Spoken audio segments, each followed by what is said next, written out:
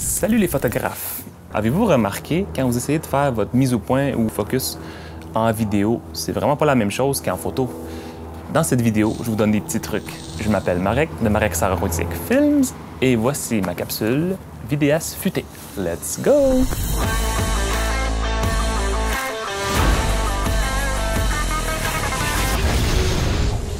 Aujourd'hui, je vous présente 3 trucs vraiment faciles, mais tout d'abord, j'aimerais ça vous expliquer un petit peu les différentes façons de travailler avec le focus. La première façon, c'est le mode complètement automatique. Donc, on met tout à auto, la lentille, la caméra, on met tout à automatique.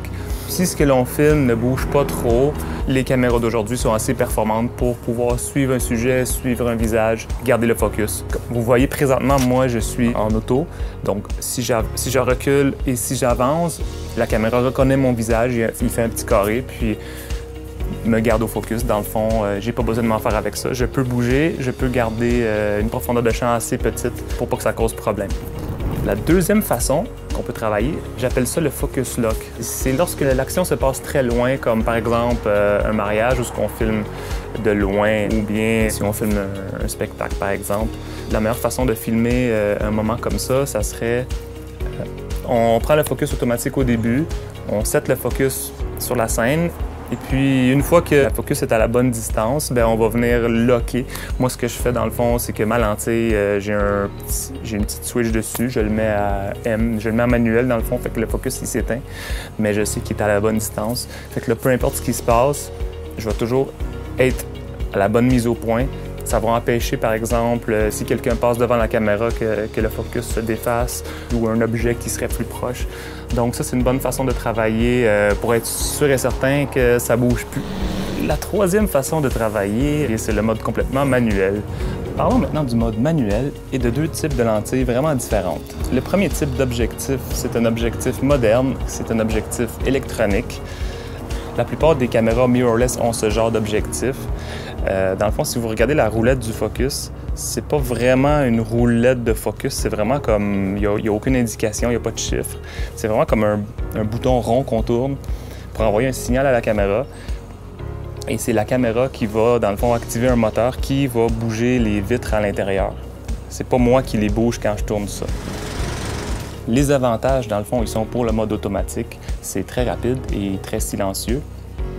Par contre, les désavantages, c'est vraiment si jamais on veut travailler en mode manuel, la roulette ne nous aide pas.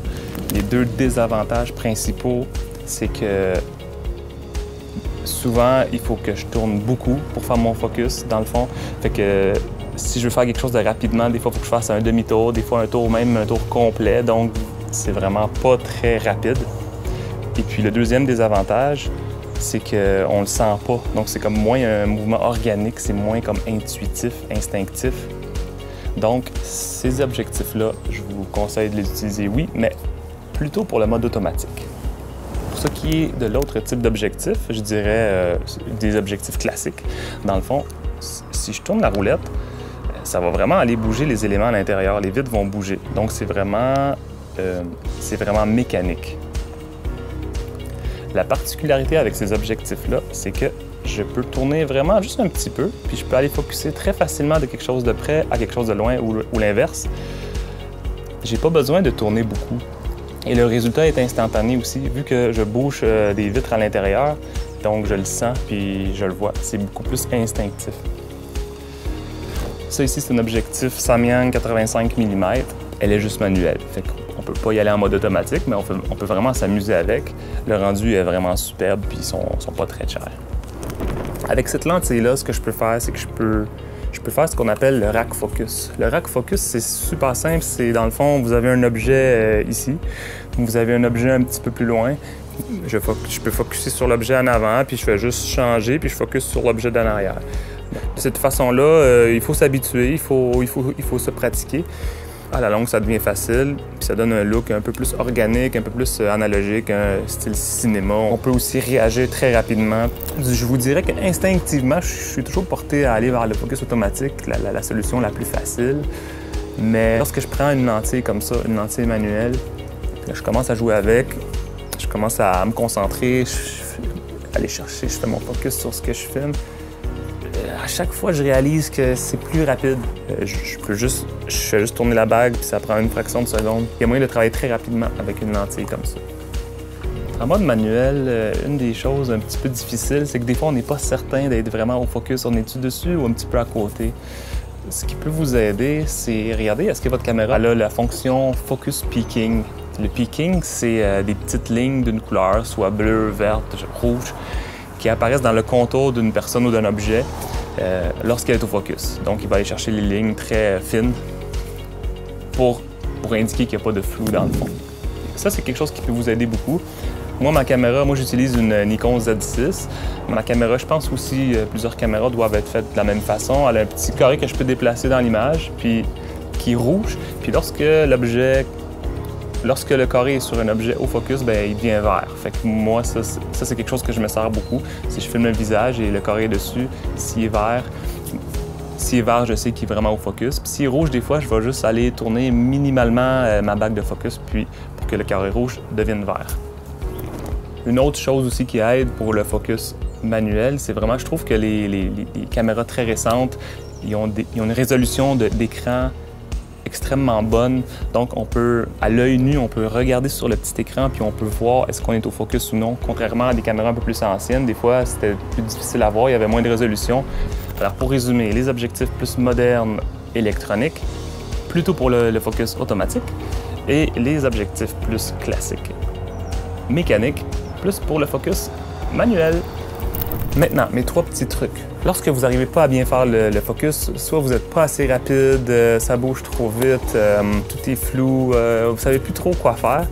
Première chose, faites juste reculer un petit peu. C'est parce que vous êtes vraiment trop proche du sujet, vous êtes trop proche de l'action, vous n'arrivez pas à bouger assez rapidement. Donc, si c'est possible dans votre setting de tournage, vous avez juste à reculer un petit peu, puis vous allez avoir de la perspective. Ça va être beaucoup plus facile.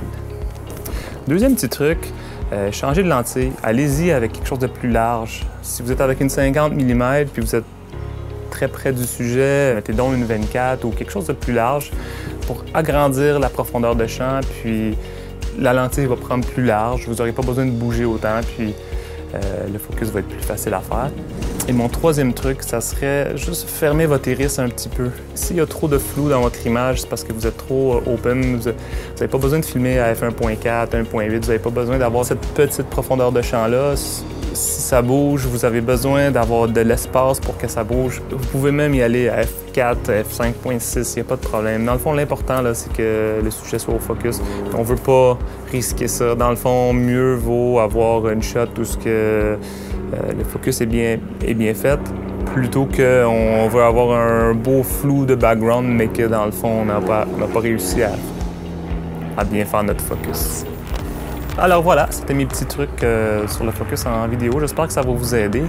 Si vous avez aimé la vidéo, donnez-moi un petit like. Écrivez-moi un petit commentaire. Est-ce que vous avez aimé ça? Comment vous trouvez ça? Si vous l'essayez, est-ce que ça fonctionne? Est-ce que vous avez des questions? Je suis prêt à vous aider. Et puis, abonnez-vous à ma chaîne YouTube et Facebook si vous voulez avoir d'autres vidéos comme ça. Alors à la prochaine. Bye bye!